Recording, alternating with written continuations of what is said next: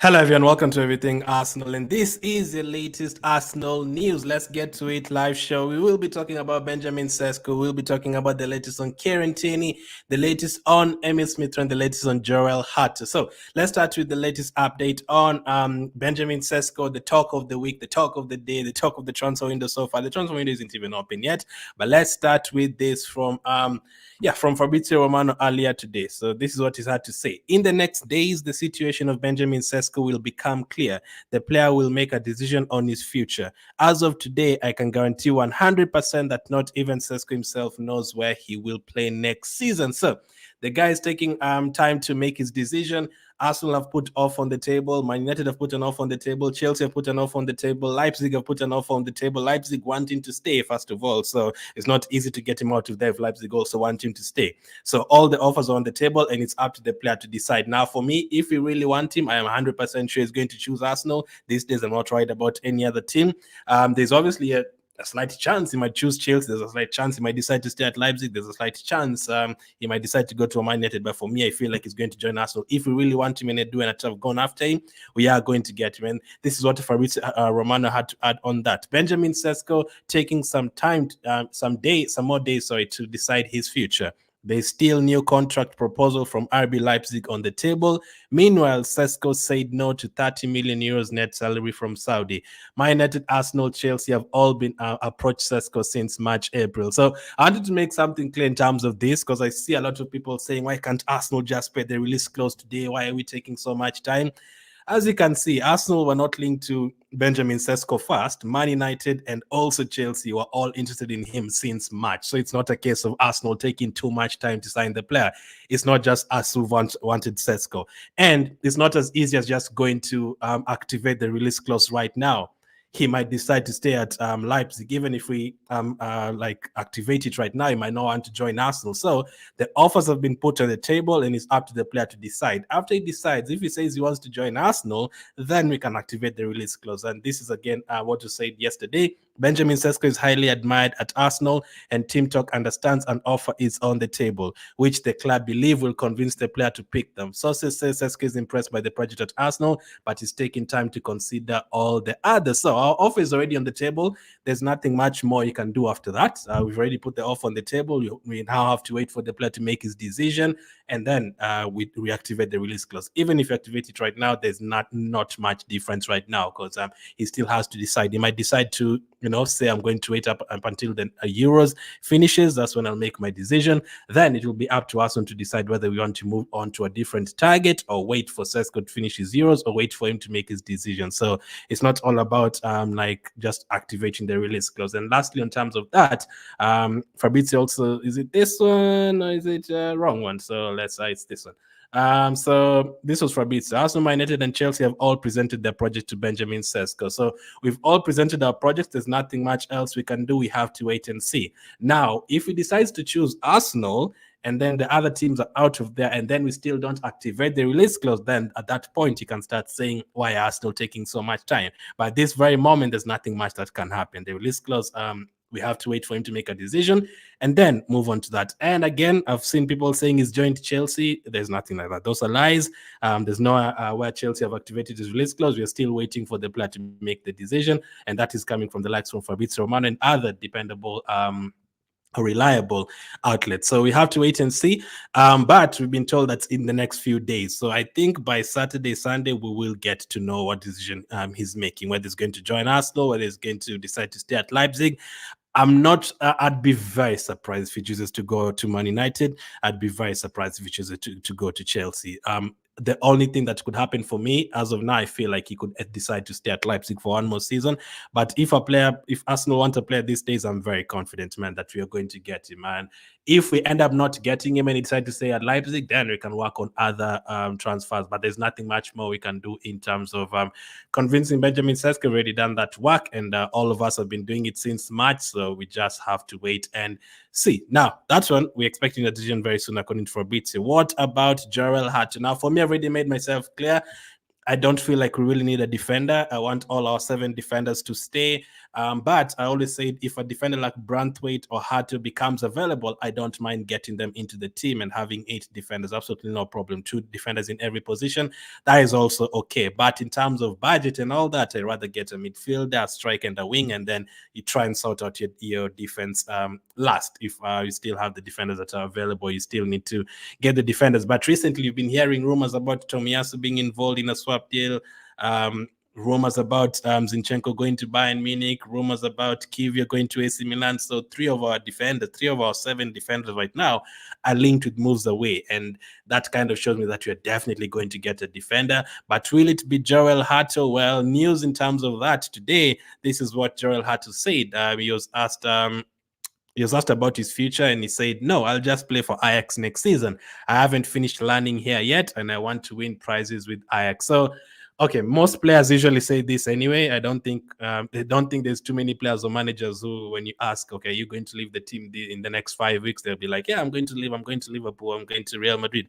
Now, none of them usually say that. All of them are like, "Yeah, I'm not sure yet. I'll make my decision later on."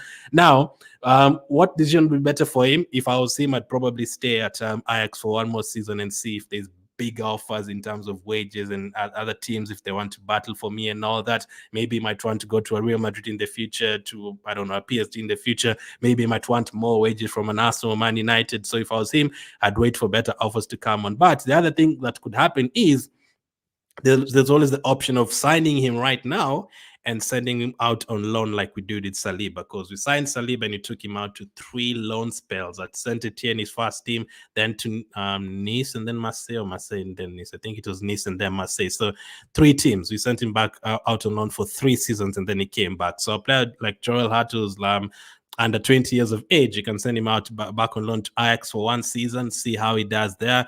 And then if he's not ready, you can send him back there again or send him to a different team, maybe in England, to the Championship, or to a lower team like 14th to 17th there in the Premier League, for him to get a bit of experience, and then you bring him back. But he's a massive talent. I don't really want us to get defenders. But if a defender like him or Branthwaite become available, or someone like a Kadioglu from Fenerbahce, I have no problems with getting players like this. You have to keep making your team stronger. There's no team that is guaranteed to win the league. We can get 96 points next season and Man City get 97. There's nothing much you can do. What you can do is to keep on improving the team. You get a striker this time, you get another midfielder this time, you add a winger. If it doesn't work next season, you go again, you potentially add another goalkeeper, you add another defender, all that. You have to keep on going and keep on going. You have to keep on improving the team. That's why I said I personally don't feel like we're struggling for a striker. I don't think you're struggling for goals, but I still want a striker because I need us to keep on improving the team. Keep on improving the team. If you get a striker like Sesko or Osimhen, still next season, you feel like you haven't scored more, you go again, you get another one. You have to keep on going. You can't just sit in the same place or just be like, feel sorry for yourself, like, oh, wherever, you're never going to win the league. No, that's not the case. You have to keep on improving. But Joel Hato, doesn't seem like he will move from Ajax according to what he said, but if he does, we will be talking about that one.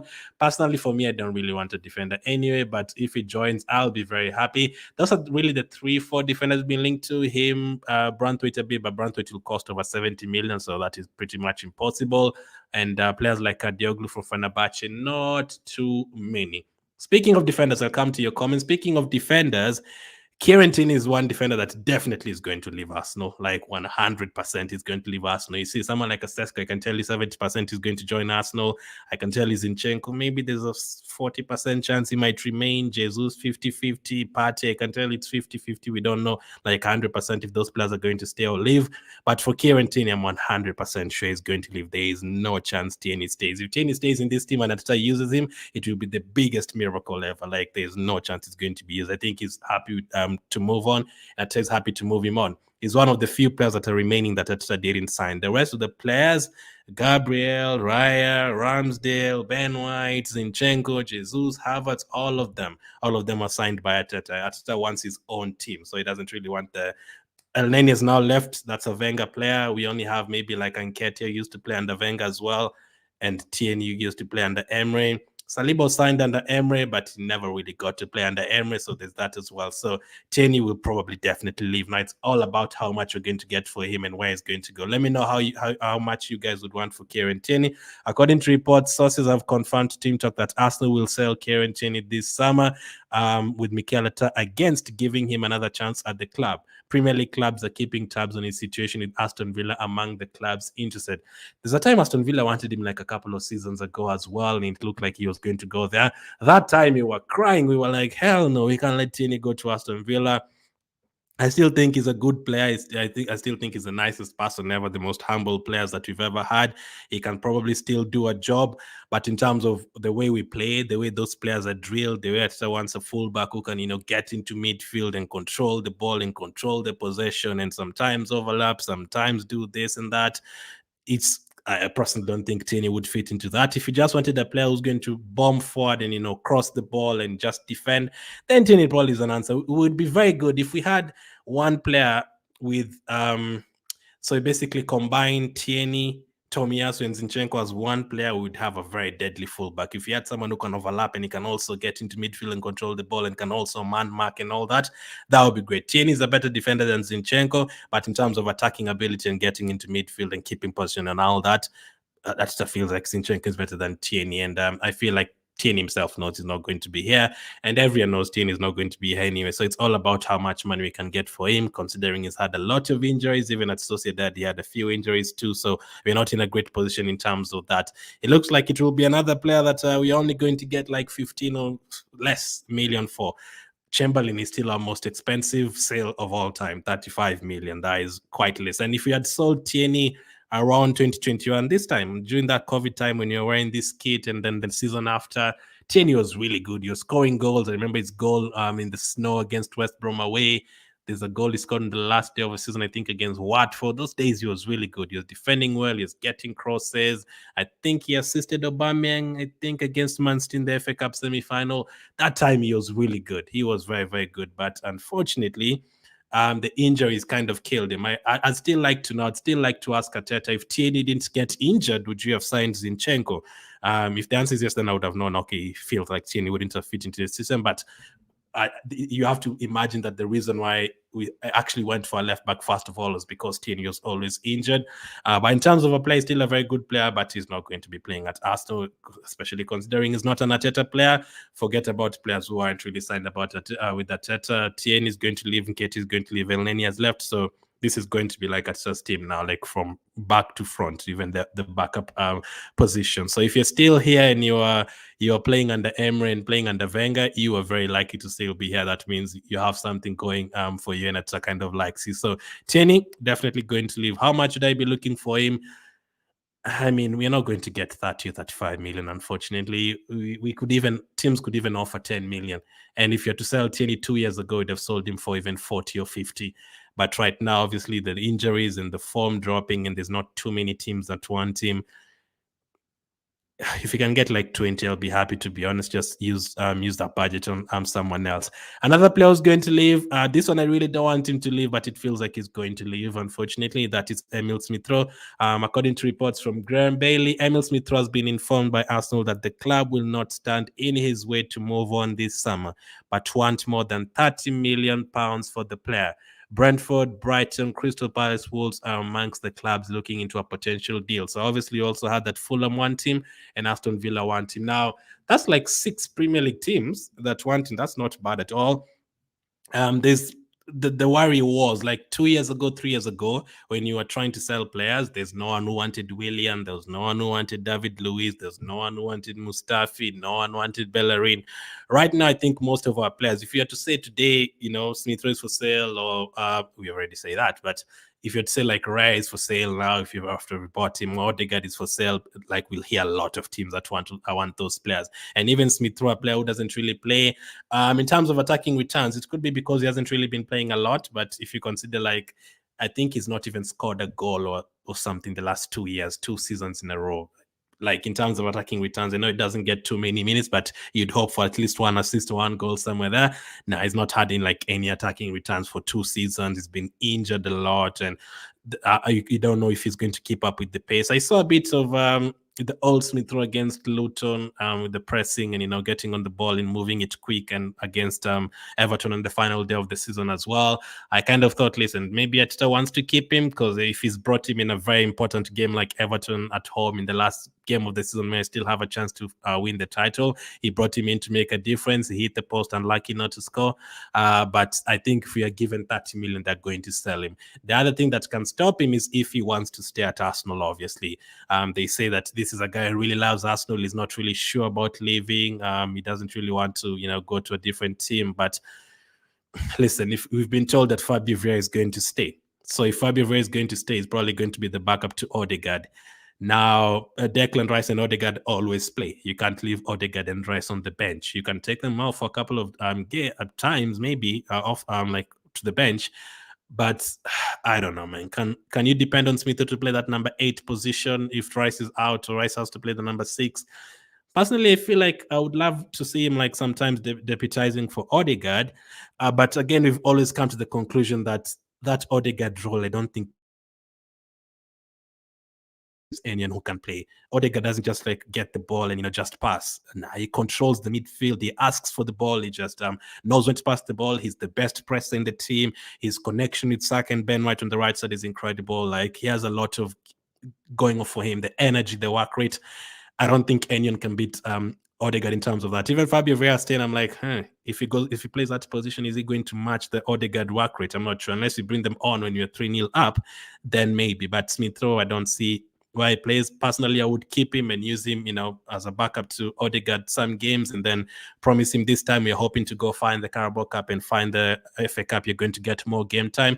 They've been unlucky. All these players, Turner before he left, Smith Rowe, Nelson, even Balogun a couple of seasons ago, all of them have been unlucky because we've been eliminated from all of those competitions very early. So we've basically only had Premier League and last season Champions League. So I don't think they would really take out Odegaard and play Fabio Vieira against Bayern Munich, or take out Declan Rice and play Smith Rowe in a crucial game against FC Porto. I don't think that is going to happen. So if we were playing like at home to Luton in the quarterfinal of the Carabao Cup, or playing at home to Rochdale or Rotherham or Millwall or someone, they maybe would have played. But in terms of we've not been in those competitions recently. We have to work on that, by the way, next season. At least get semi-final or final of one of them. At least win one of them, because there's a big opportunity there. Especially if we don't end up facing Man City, I think we should be winning that competition. I'm not scared of anyone else in terms of the teams we could face in that competition. It's a knockout. Any team can win, any team can lose. But I think we've also been unlucky in terms of the draws. We've had to play Liverpool twice in the FA Cup last season, and then 2 seasons ago in the Carabao Cup semi-final. We also played Man City in the FA Cup the previous season. I think we also played them in the Carabao Cup 3 years ago. So we've had to play Liverpool twice, Man City twice, Brighton at home. But there's a couple that you should have done better, like Southampton away from home, West Ham away from home in the Carabao Cup this season. Those are games we should have won, and then maybe we'd have won that competition. And maybe players like Smith Rowe have got an opportunity to play. So let's see what is going to happen to him. I think if you're not going to get 30 million plus, they're not going to sell him. But if you get 30 million plus, they're probably going to sell him. So I don't want Jesus and Smith Rowe to leave, but in the back of my head, I'm like, they're probably going to leave. So I've already started to live with that fact that probably Smith Rowe and Jesus are not going to be here next season. We have to move on. At the end of the day, I'm an Arsenal fan. I'm not a player fan. So we have to move on. We loved Van Persie, moved on. We are still Arsenal fans. I absolutely loved Rosicki and Kleb and Fabregas in that team there with Eduardo and those guys, but they left and we moved on. I loved Aubameyang for the first couple of years. He left, we moved on. Walcott was great. I loved him. He left, we moved on. So we'll have to move on from Tierney. We'll have to move on from Smith Rowe. There's a time that will come that we'll have to move on from Odegaard and move on from Gabriel and all of those guys. But hopefully before then, we'll have won a lot of things, because this squad is really, really good. So that's the latest in terms of Benjamin Sesko. For those on saying Chelsea have already played the release clause, I've seen a couple of comments like that. That is not true. Wherever you're getting that information from, that's not true. Could they end up paying it later? Yeah, he might end up joining at Chelsea, but as of now, as Fabrizio has confirmed, no decision has been made. we'll have a clear decision in the next couple of days. So I'm assuming before Saturday, tomorrow, Friday or Saturday, you're going to hear the decision. And if he says he's joining Arsenal, then we can go and pay the release clause and see what happens after that. There's actually a part of the fan base that wants Chelsea to get him so that you can go for a different striker like a Gyökeres or an Osimhen or something like that.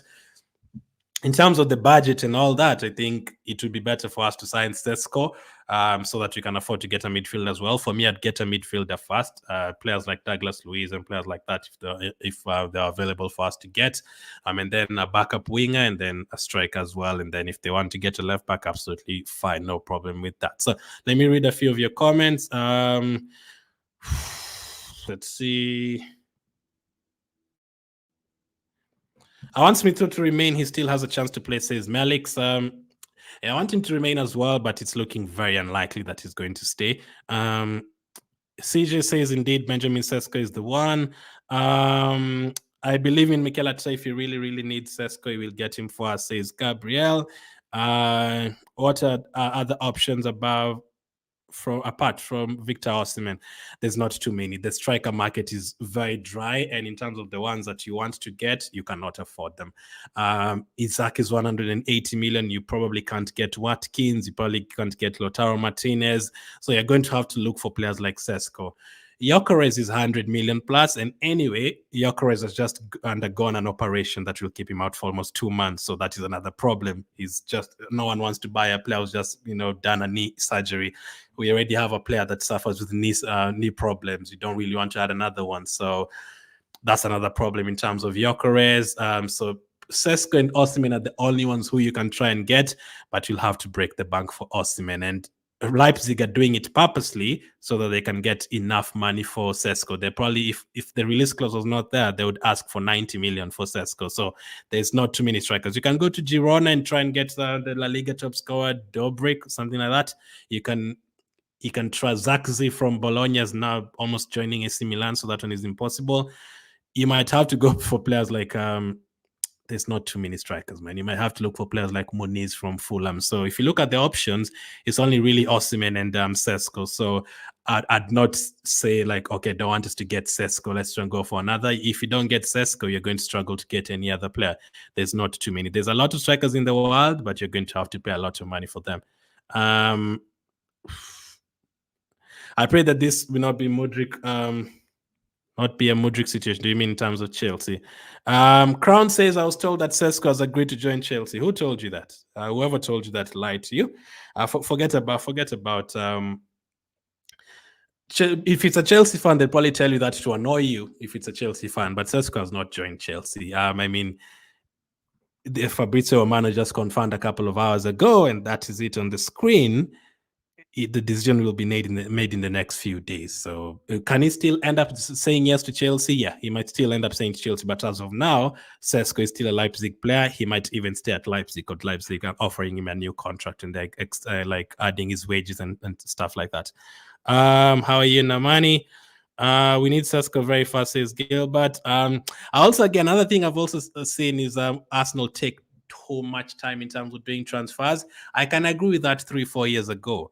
But in terms of the last couple of seasons, I don't think that is true. Arsenal is a team that does the quickest business. We usually get our signings done by July and before preseason.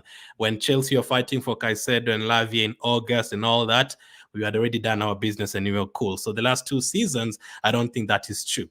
In terms of Arsenal taking time to sign the players. The other team, if Arsenal taken time, then all the other teams have taken more time than us. Because we are the teams that have been signed. Jesus came in very early. Zinchenko signed very early. Declan Rice was signed before preseason. Havertz was signed before preseason. Timber was signed before preseason. Fabio Vieira was signed before all the last transfers. We sign our players very, very early. So the transfer window is also not open, and the thing is, it's Sesko. It's the offer is already on the table, so you have to wait for Sesko to make his decision. He might decide to make a decision in August, and there's nothing we can do about it, unless we go for other players. I hope this Sesko deal will not be like Mudryk, says Nasarawa. Again, I'd like to believe that time you're being linked to Mudryk almost 2 years ago now. this is also like a totally different Arsenal now. Now this is an Arsenal that can beat Man City to Declan Rice and stuff like that. At that time, you still weren't like that attractive. You're still top of the table, but you aren't like, people are not still taking us seriously at all. But now I feel like, we can go up against a Real Madrid or Barcelona for a player. I want Smith Rowe to remember that one. Watching from Monrovia, Liberia. Thank you, Tali. Hope you're going to get him, says Emily. Hopefully too. Let them get their targets very fast to avoid hiked prices. Sesko is coming to us, so believe it, says May. I believe it, personally, I believe it. I'm not worried. Even if it doesn't happen tomorrow, it's going to happen next week. Smith Rowe should stay, says Belden. We need Sesko, but how about the midfield? Now, for me, I want a midfielder first. A lot of people want a striker first, but me, I want a midfielder first because yes, we want a striker. Let me keep making it clear. Yes, I still want a striker because we need to keep on improving the team. But Arsenal can still beat teams 3-4, 5-0 even without signing a striker. But the midfield is a problem. If Partey gets injured again, we're in trouble. There's more games in the Champions League next season. And next one, you want to start the season very quickly because probably what cost us in terms of not winning the league is the slow start in terms of drawing with Tottenham, drawing with Fulham and all that.